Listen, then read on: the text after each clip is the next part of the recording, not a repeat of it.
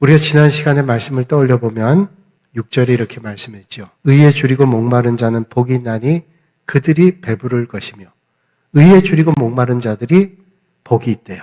그들이 배부를 것이라고. 그리고 오늘 말씀은 긍휼히 여기는 자는 복이 있나니 그들이 긍휼히 여김을 받을 것이며 말씀하고 있습니다. 오늘 이 말씀을 세번역 성경으로 보면 자비한 사람은 복이 있다. 하나님이 그들을 자비롭게 대하실 것이다. 말씀하고 있습니다. 그러니까 긍휼히 여기는 사람이 하나님이 주시는 긍휼을 받고 자비로운 사람이 복이 있는 게 하나님의 자비를 받는 것 때문이라는 거예요. 그렇다면 왜 하나님께서 6절에 의에 줄이고 목마른 자가 복이 있다고 말씀하시고 바로 이어서 긍휼히 여기는 사람이 복이 있다고 말씀하고 있을까요? 뜻이 있습니다. 하나님은 의를 말씀하신 다음에 긍휼을 말씀하고 계십니다. 사람이 의로움만 부르짖고 긍휼함이 없다면 아주 냉혈한 같은 사람이 될 거예요. 공의의 잣대를 가지고 의로움만 얘기하고 긍휼함이 없다면 정말로 힘겨운 삶의 자리가 될 겁니다. 바꿔서 얘기하면 의는 없고 긍휼함만 얘기한다면 아마도 분별력이 없이 모든 것들, 죄까지도 그저 받아들이고 그렇게 살아가는 삶이 될 거예요. 그래서 하나님은 의에 대한 말씀을 하시고 긍휼에 대한 말씀을 하면서 우리가 믿음 생활할 때 어떤 그 두 가지 가운데 정말로 적절한 조화를 이루며 살아야 될 것을 우리에게 말씀해 주고 있습니다. 우리가 긍휼히 여기는 자가 복이 있다. 왜냐하면 긍휼히 여김을 받는다고 오늘 주님 말씀하죠. 우리가 긍휼 베풀 때 긍휼을 대가로 받는다. 내가 어떤 사람에게 자비를 대할 때 그 사람 통해서 자비를 받는다. 그건 우리가 받아들이는데 별 어려움이 없습니다. 왜냐하면 내가 누군가에게 긍휼히 여겼는데 내가 긍휼함을 대가로 받는다. 그거 당연한 거 아니에요. 우리가 줬으니까 받는 게 당연하죠. 우리가 흔히 하는 얘기로 기브 앤 테이크 하네. 내가 줬으니까 받는 게 마땅하다. 그렇게 생각하기 때문에 별 무리가 없습니다. 그러나 사실 이 세상의 삶이 모든 것이 주는 대로 받느냐? 그렇진 또 않아요. 왜냐하면 세상에는 선을 행했는데 악을 행하는 사람들이 많고요. 악한 상황 가운데도 선을 베푸는 사람들이 없지 않아 있기 때문이에요. 그러니까 그 원리대로 꼭 되어지지는 않습니다. 사실 많은 사람들이 주는 건 조금 하지만 받기를 많이 원하죠. 그래서 문제가 있습니다. 세상에서 긍휼히 여긴다는 말은 뭐고 긍휼이라는 말의 뜻은 도대체 뭘까요? 기독교에서 말하는 긍휼은 자기 희생을 얘기합니다. 자기 희생은 뭘까요? 하나님이신 예수님께서 이 땅에 오셨어요. 그게 우리를 자비로 대하신 거죠. 하나님께서 우리를 자비롭게 대하지 않으셨다면 하나님의 긍휼이 없더라면 우리는 절대로 구원에 이르지 못할 그런 인생이었습니다. 요한일서 4장 19절에 주님 말씀하시기를 우리가 사랑하면 그가 먼저 우리를 사랑하셨습니다. 우리가 사랑할 수 있는 것은 하나님께서 우리를 먼저 사랑하셨기 때문에 그 사랑 때문에 오늘 우리는 사랑할 수 있는 존재가 됐습니다. 잠언 19장 17절에 말씀하시기를 가난한 자를 불쌍히 여기는 것은 여호와께 구워드리는 것이니 그의 선행을 그에게 갚아주시리라. 우리가 가난한 사람을 자비롭게 긍휼히 보는 것은 하나님께 구워주는 거래요. 어떤 사람이 하나님 앞에 구워줄 수 있는 부자가 있어요. 하나님은 누구에게도 꿀 필요가 없는 분입니다. 그런데 우리가 가난한 사람 불쌍히 여기는 것조차도 하나님께서는 우리를 높이 평가하셔서 하나님께 구워주신 거라고 보시고 하나님께서 은혜로 우리에게 갚아주신다는 거예요. 오늘도 이 아침에 긍휼하신 마음으로 자비로운 마음으로 하나님께 구워주심으로 많은 것을 은혜로 덧입는 여러분들이 되시기를 주님의 이름으로 축복합니다. 그런데 우리가 긍휼히 여기는 길은 하나만 있는 거 아니에요. 내가 물질로 어떤 사람을 긍휼히 여기고 가난한 사람들을 자비롭게 대하고 그것만이 아닙니다. 우리가 물질로 아니라 어떤 말로도 우리가 얼마든지 긍휼히 여길 수 있어요. 정말로 힘겨운 사람에게 말 한마디를 통해서 얼마나 힘을 줍니까? 종교개혁을 했던 마틴 루터가 종교개혁할 때 힘겨웠어요. 그저 시골의 작은 신부가 로만 가톨릭의 거대한 것에 잘못된 것을 그가 항의하고 항거할 때 얼마나 어려움이 있었겠어요.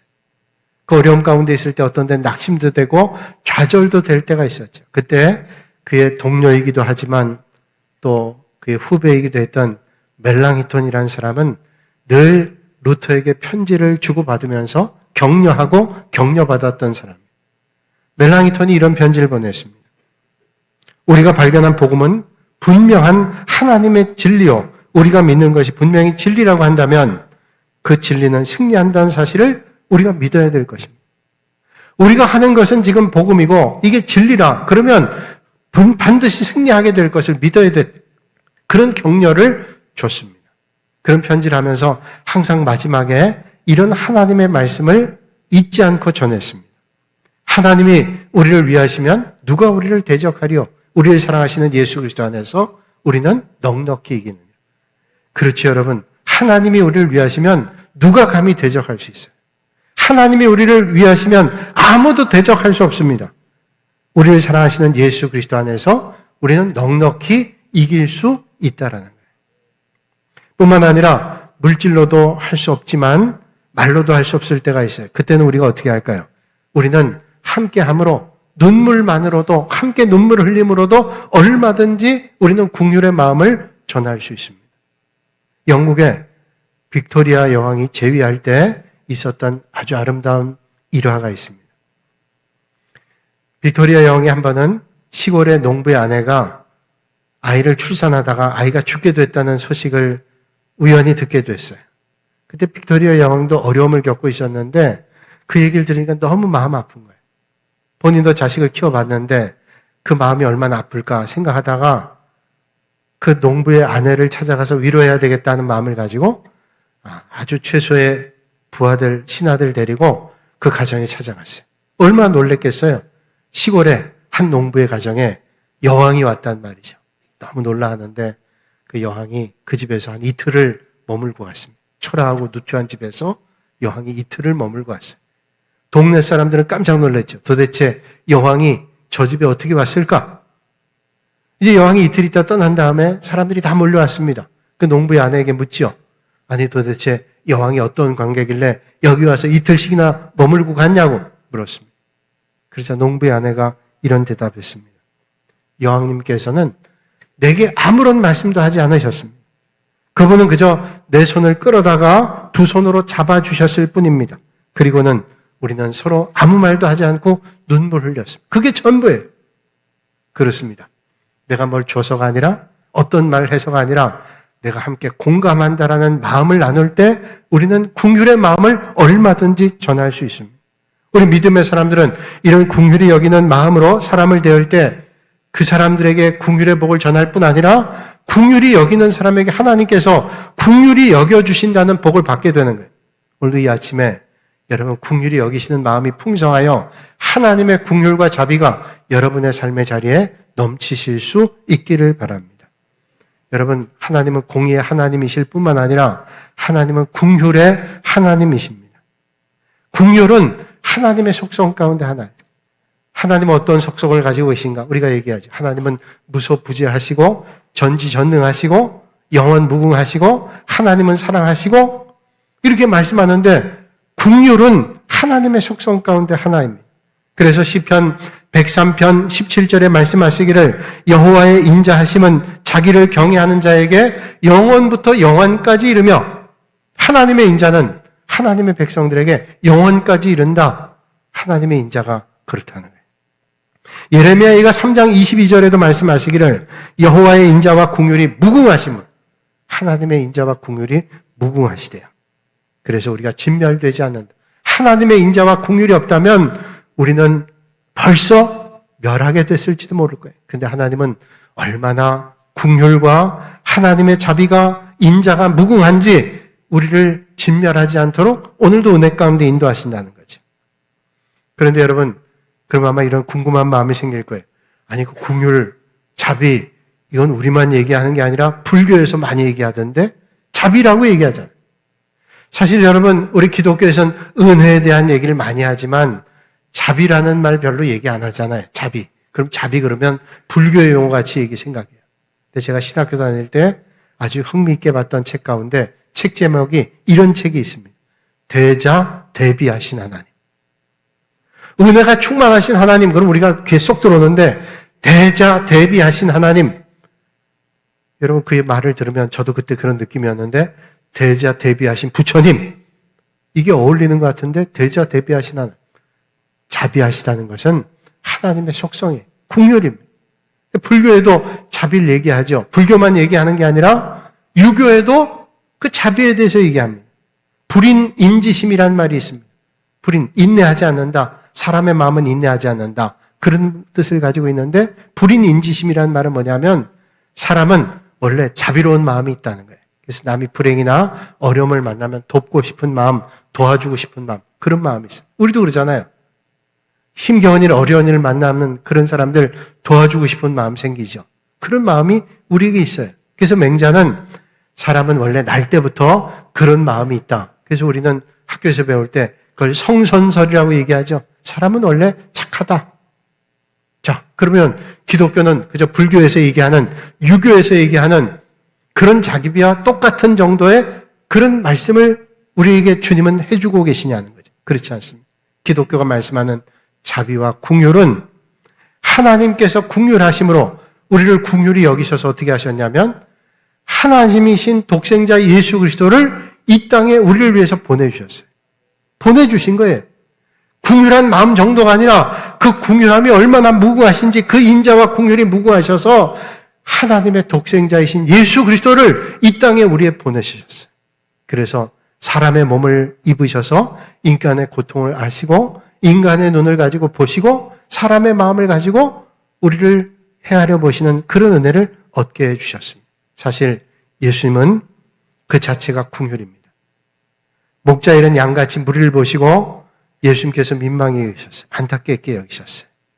예수님께서는 병든 사람, 약한 사람, 줄인 사람, 손 마른 사람, 눈 먼 사람, 다리 저는 사람, 말 못한 사람, 나병 걸린 사람, 죽은 사람까지도 살려주는 역사를 하셨습니다. 모두가 비난했던 세리장 삭개오를 만나서 구원을 해주시고 그리고 눈물로 주님의 발을 씻어드리던 죄 많은 여인의 죄를 용서해 주셨습니다. 마침내는 자기 자신을 십자가에 못 박아 죽게 하는 원수까지도 위해서 기도해 주셨습니다. 긍휼이란 말을 히브리어로는 헤셀이란 말인데 이 헤셀이란 말은 그저 자비로운 마음을 가지는 정도가 아니라 상대방의 마음 안으로 들어가는 상대방의 마음이 되는 겁니다. 내 마음으로 우리는 상대방을 보죠. 그래서 우리는 그때마다 생각합니다. 저 사람 왜 저래? 나 같으면 절대로 그렇지 않겠어. 해결이 안 되는 거예요. 내 시각으로 상대방을 보면 도무지 이해 안 되는 일들이 너무도 많습니다. 그런데 헤셀이란 말은 오늘 주님 주시는 긍휼이란 말은 어떤 마음으로 보냐? 그 사람의 마음으로 그 사람을 보는 거예요. 내 마음으로 그 사람 보는 게 아니라 그 사람의 마음으로 그 사람을 보라고 말씀하고 있습니다. 여러분 우리가 세상에서의 관계에서 내 마음으로 다른 사람 보기 때문에 갈등이 많이 일어나지만 만약에 그 사람의 마음으로 그 사람을 본다면 이해 못할 게 없을 거예요. 남편이 아내를 바라볼 때 아내의 마음으로 본다면 아내가 남편을 바라볼 때 남편의 마음으로 본다면 시어머니가 며느리를 바라볼 때 며느리의 마음으로 며느리를 바라본다면 그리고 시어머니를 바라볼 때 며느리가 시어머니의 마음으로 바라본다면 얼마든지 달라질 거예요. 제가 예전에 연예인교회에서 전도사 할 때 옛날 아주 유명한 영화배우 계셨어요. 그분이 그런 말씀 하시더라고요. 언젠가 수련회를 갔다가 저녁 때 기도회 하고 수박 먹는 시간 있잖아요. 그때 그분이 얘기하기를 며느리를 얼마 전에 봤는데 며느리를 받고 나서 자기가 입장이 싹 바뀌었대. 그 전까지는 며느리 입장이었는데 며느리를 받고 나서는 시어머니 입장이 됐대. 그러니까 그 옆에 있던 시어머니들이 아멘 아멘 하더라고요. 이해가 된대요. 며느리였을 땐 며느리 입장만 생각했는데 시어머니가 되니까 입장이 싹 바뀌더래요. 이게 사람이잖아요. 그러니까 우리가 상대방의 입장을 생각해 보면 이해 못할 게 없어요. 오해도 풀리고 서로 이해하게 되는 거죠.